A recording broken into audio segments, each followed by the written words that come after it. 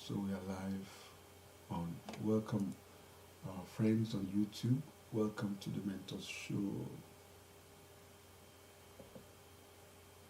Thank you, Joy Debisky on LinkedIn. Tell us where you are joining us from. Let us know where you are joining us from. Good.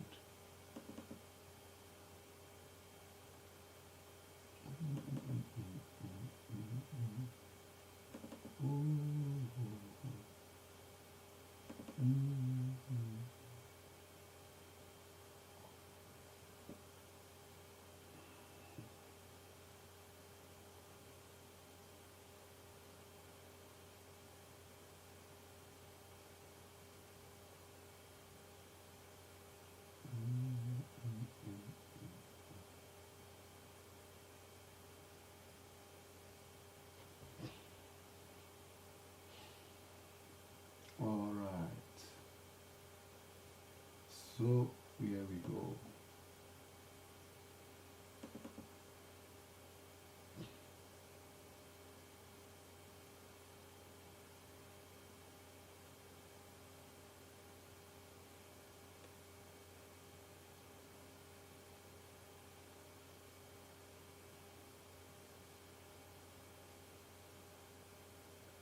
So here we go. Roll tape.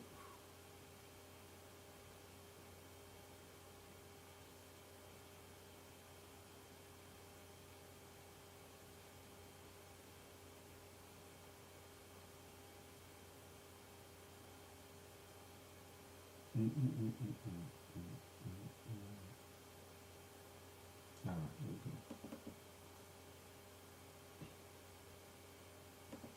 Strap yourself in because we're set up, switched on, and ready to go.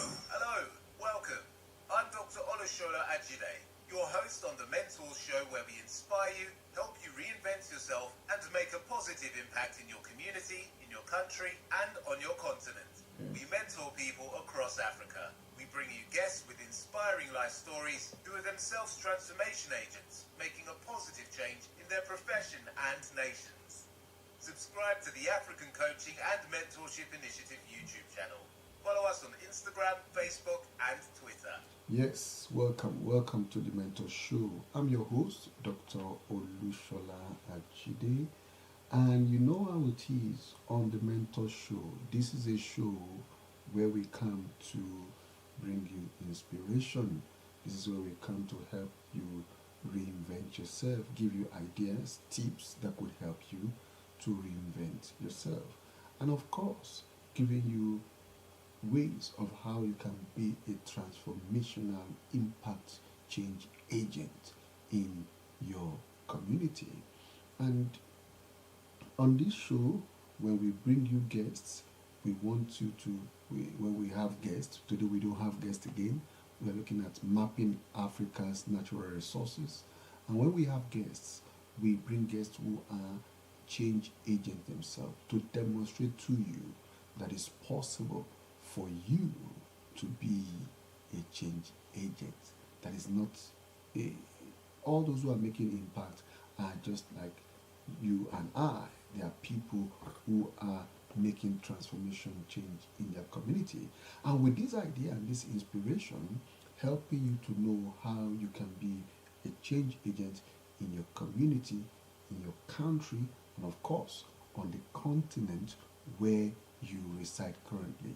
Because we believe you can and you should and you will be a change agent even in the continent where you are currently. And when it comes to mapping Africa's natural resources, today we are on nation 39. We are looking at Rwanda. We are looking at Rwanda today. We are looking at Rwanda. Rwanda is our focus, is the one we are looking at today. Considering Rwanda, looking at Rwanda, nation 39. Well, it's been a long one because on this journey we've looked at Algeria, Angola, We've looked at Benin, Botswana, Burkina Faso, Burundi, Cameroon, Cape Verde, Central African Republic, Chad, Comoros, Congo, Cote d'Ivoire, Democratic Republic of the Congo, Djibouti, Egypt, Equatorial Guinea, Eritrea, Ethiopia, Gabon, Gambia. We've looked at Ghana, Guinea, Guinea-Bissau, Kenya, Lesotho, Liberia, Libya, Madagascar, Malawi, Mali, Mauritania, Mauritius, Morocco, Mozambique, Namibia, Niger, and last week we looked at Nigeria. But today we are looking at Nation 39. Nation 39. We still have some to go, Nation 39, and we are looking at Rwanda. Rwanda is our place of focus today. Rwanda is what we are looking at Rwanda, and that's what we are considering today. We are mapping Africa's natural resources. Like I told you, you can only live a fulfilled life when you have discovered the reason why you were born. In other words, you have discovered the purpose why you were born. Put it in another way, you have discovered the problem that you were born to solve. For those of you on LinkedIn, you have discovered on Facebook, you have discovered the problem you were born to solve. And that's why we come. We were born, I was born to solve the problem of ignorance. And that is why we come to you every Tuesday to give you information, to give you education, to give you that thing that will help you to discover, to push you, to prop you, to ensure that you live a fulfilled life. And that is what we are doing today. Great. So we are looking at Rwanda, mapping Africa's natural resources. And again, when you talk about why are we mapping Africa's natural resources, it's good that you know all the resources that are available on the continent of Africa. Africa is the new frontiers. Africa is the new frontiers. Over 65-70% of the entire over about 1.5 billion people on the continent of Africa, that population, 60 to 70% of that are people under the age of 25. You see, and that's a massive population.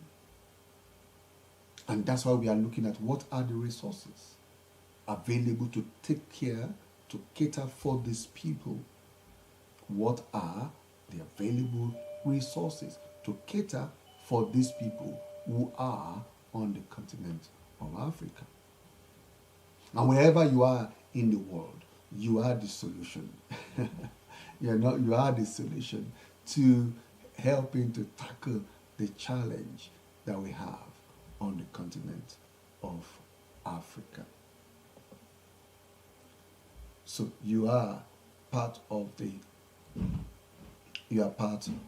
that solution to the problem. So let's go into it. We're looking at Rwanda today, Nation 39, Rwanda.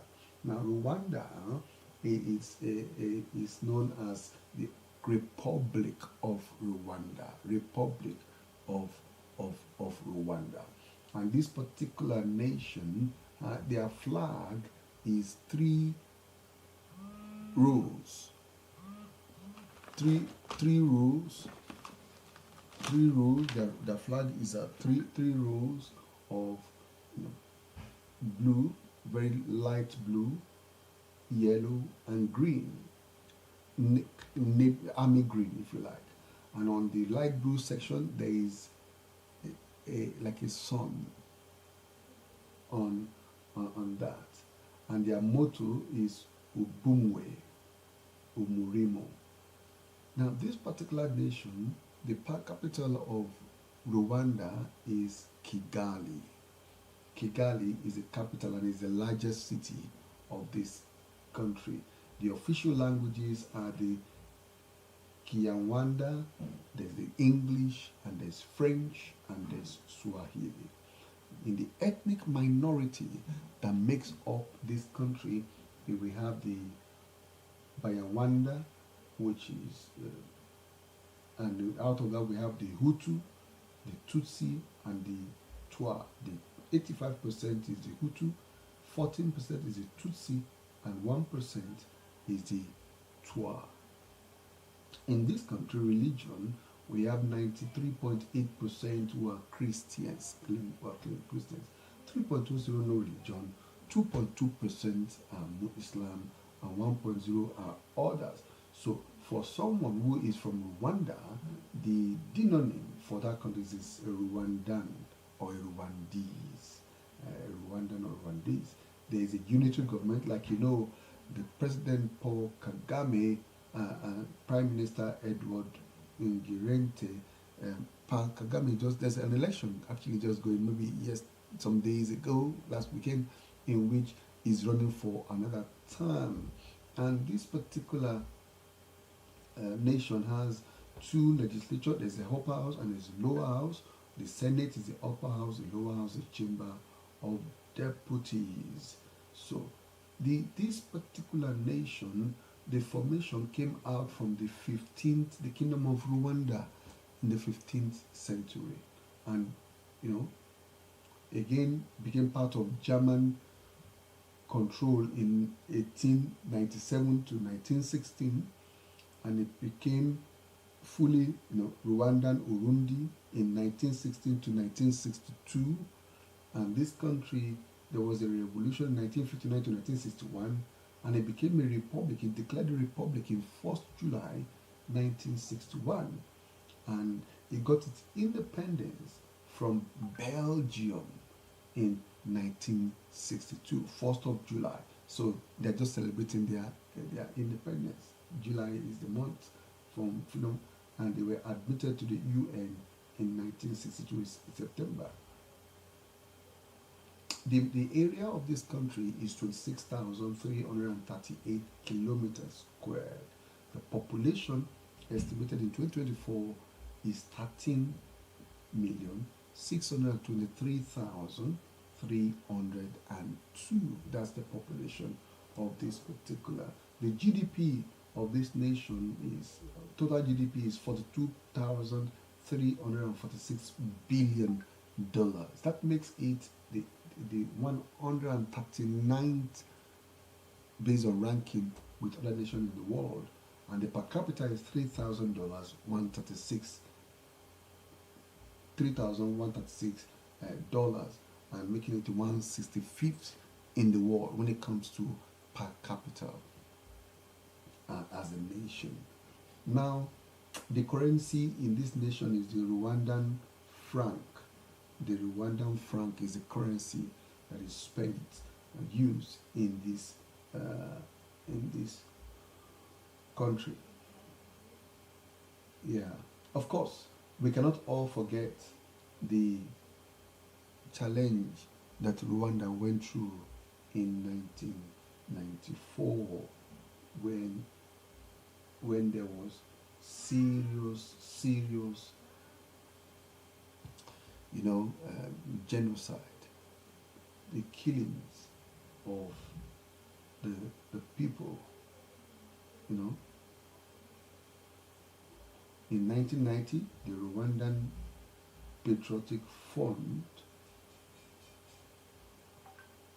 a rebel group composed of Tutsi refugees, invaded northern Rwanda from their base in Uganda, initiating the Rwandan Civil War.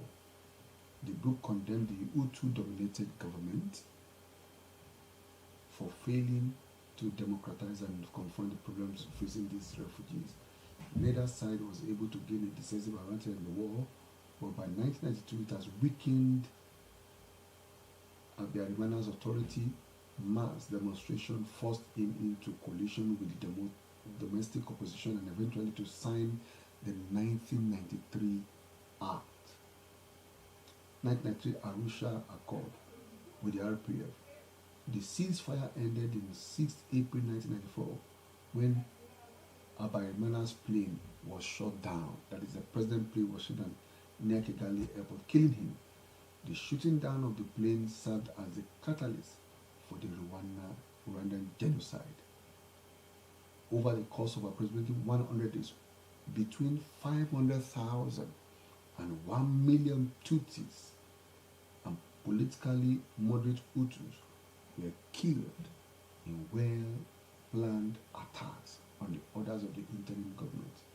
Many too were also killed despite not being directly targeted. So it's a painful remembrance where the week of a painful display of wickedness to fellow human beings. And you see, most people, by the time they want to commit all this heinous act, good evening, Oluwa Busayo. Chairman, good evening. When people want to correct this heinous act of killing other people, they always go to what I call cognitive dissonance. In playing down their cognitive dissonance, they demean the group they want to they want to deal with. Like now, they were calling these people they want to deal with, they were calling them cockroaches. In other words, they've labeled these people they want to kill as cockroaches, and that in their mind means you can just snuff out life from a cockroach, isn't it? And that is part of the wickedness of the hearts of men. And that was how that war went until. But the good news is that we now have a nation after coming out of that is becoming a, if we like to use the terminology, a poster child when it comes to economic reform, when it comes to economic development, when it comes to health. We're going to see as we look at other factors in the nation of this country. We'll see into that. All right, let's look at the nation, the natural resources of this particular nation. Because don't forget, we are mapping Rwanda's natural resources. What are the natural resources that are available even in this particular nation? Rwanda has gemstones. Rwanda has silica. Thank you very much for the like. Rwanda has silica. Rwanda has sands, has kaolin. Rwanda has vermiculite. Rwanda has diatomite. Rwanda has clays, limestone, talcum, gypsum, and pozzolan. Rwanda, as a country has all these mineral resources. Of course, there's a small mining sector that is going out of the country, and from the mining sector, the total export is $810.5 million as of 2022. So they're making quite a lot of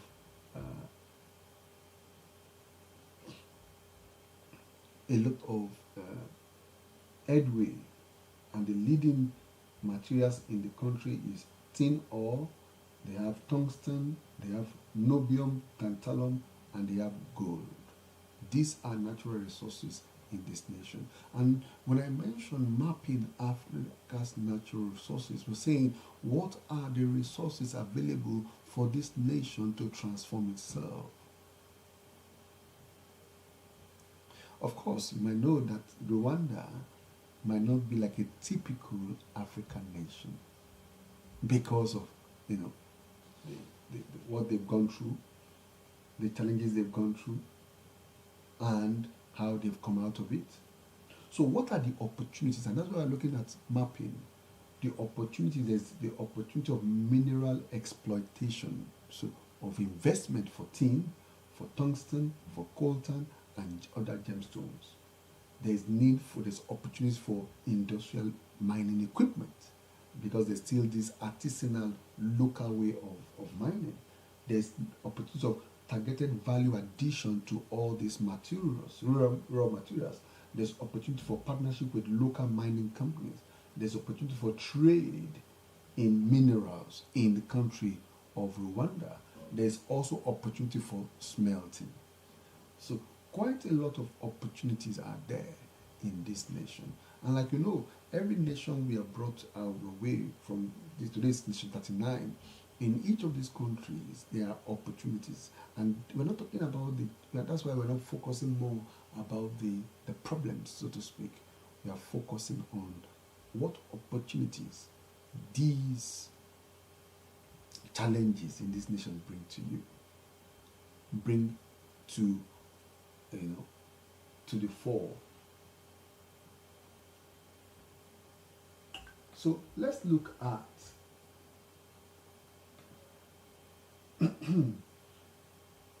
let's look at also, so this nation, because of its because of the challenge, the way it is,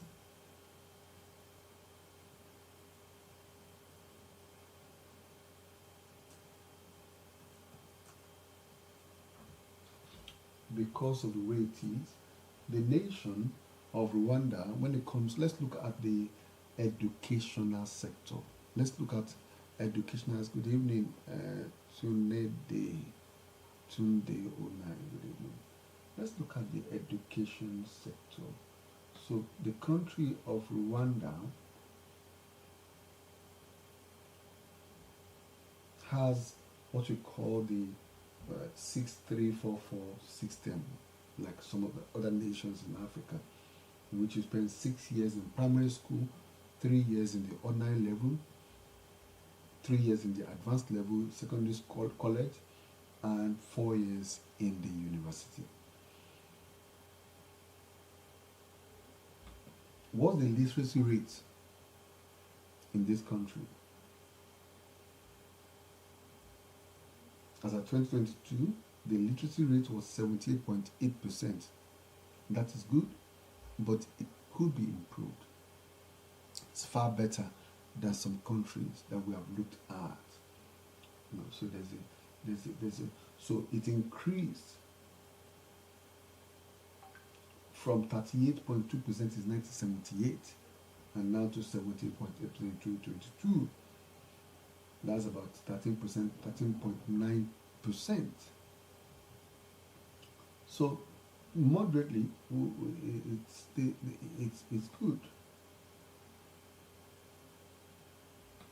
Now, let's go to the health sector.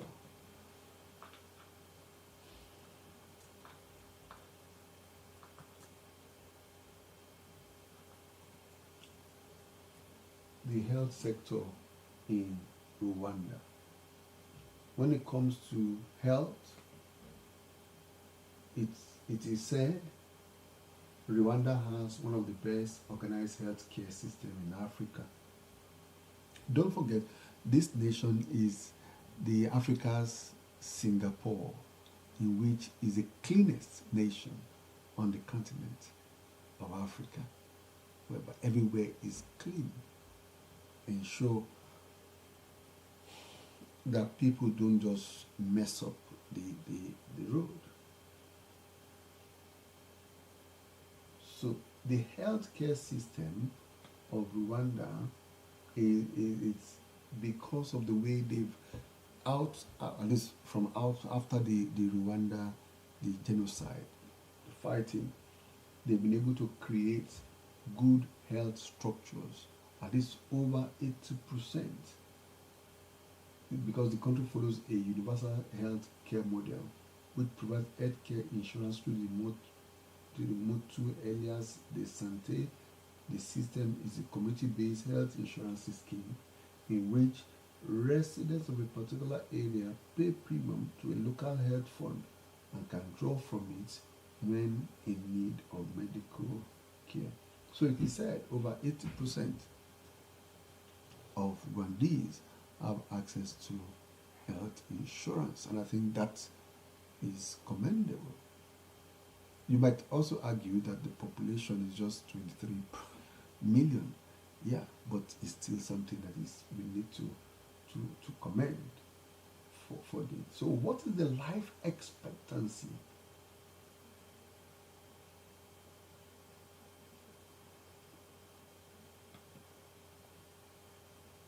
The life expectancy in Rwanda is 66.07% as of 2021. 66.07. Like we said earlier, when we talk about life expectancy, we are talking about what year, how old can somebody live before they die off?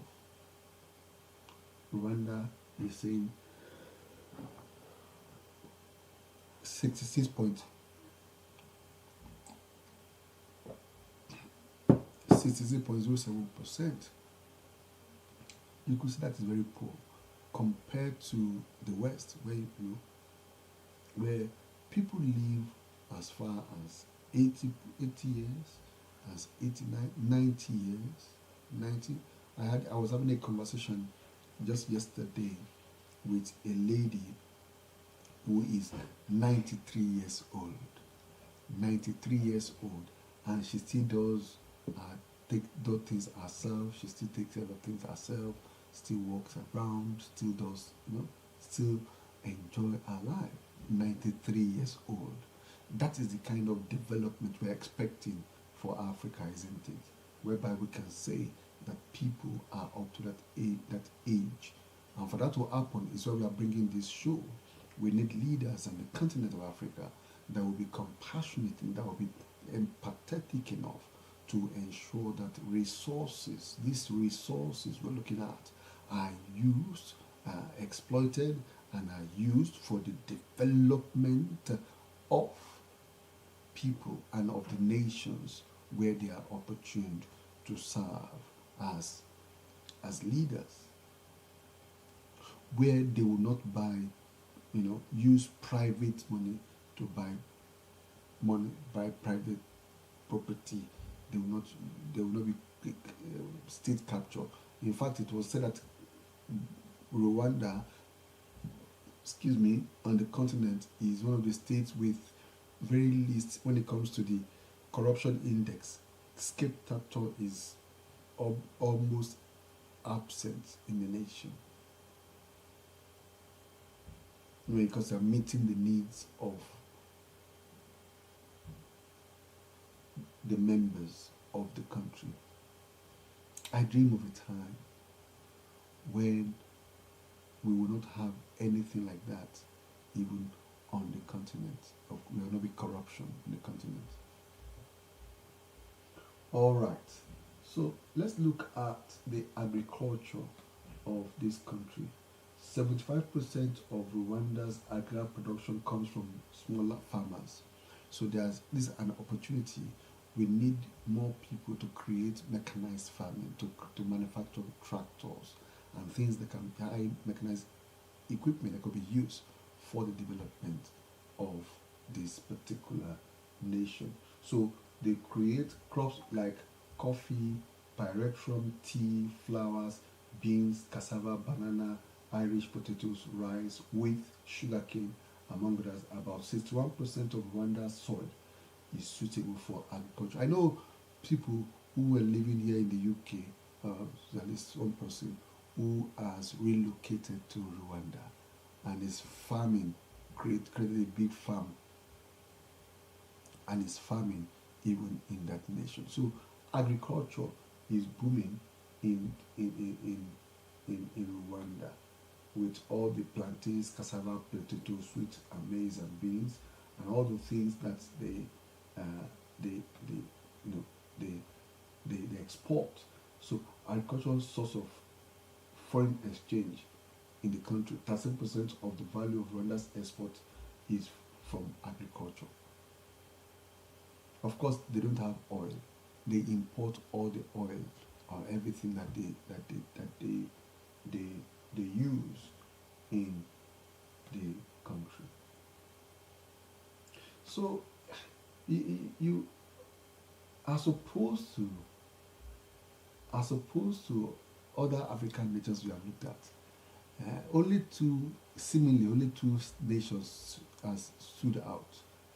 Mm, Cape Verde stood out when it comes to the aspect of literacy, and now, even though not at least for literacy, but for the economic thing, and Botswana also stood out. Botswana is the third nation. Botswana also stood out for using its resources, and I was in Botswana last year, and hopefully to go back to, can't wait to go back to Botswana to see some of my mentees um, in that beautiful Setswana land. Yeah. So, despite all this, there is still more work to be done. When it comes to, we mentioned earlier the population,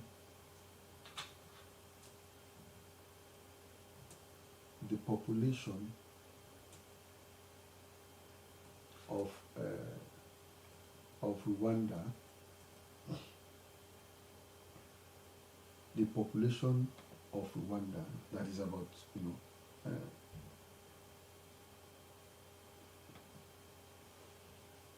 that it is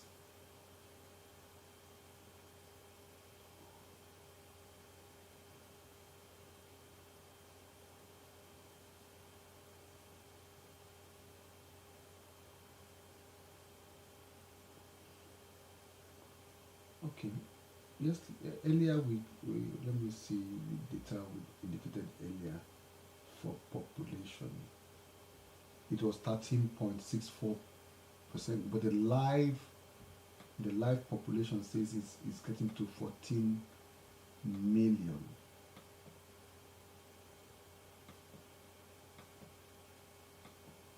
It's getting to 14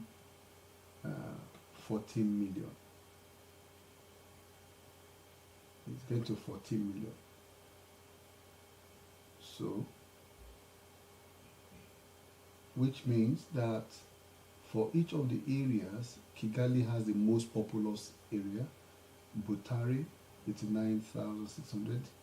Gitarama, 87,613. Muzanze, 86,000 plus. Gisenyi, 83. Bayumba, 70. Kiangugu, 63. Kibuye, 48,024. Magana, 47,203. Kibungo, 46,240. So you could see that in this nation, like I mentioned earlier, in Africa, over 70% are under the age of 25. So these people need to be catered for education-wise. They need to be catered for health-wise.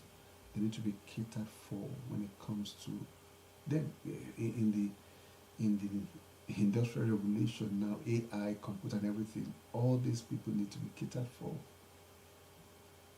and that is our show today.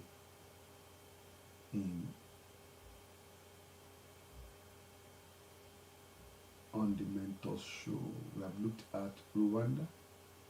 Rwanda seems to be, like I told you, it's a sweet story, but there's still room.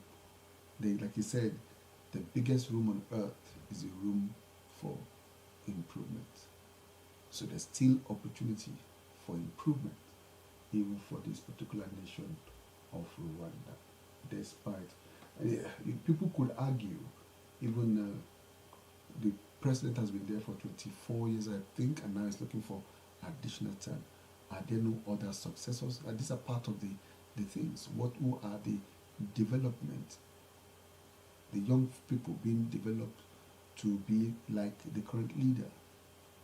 And that's part of the challenge that we are having even on the continent of Africa. And on that note, I will need to end tonight. So thank you. We have looked at Rwanda. We have considered Rwanda.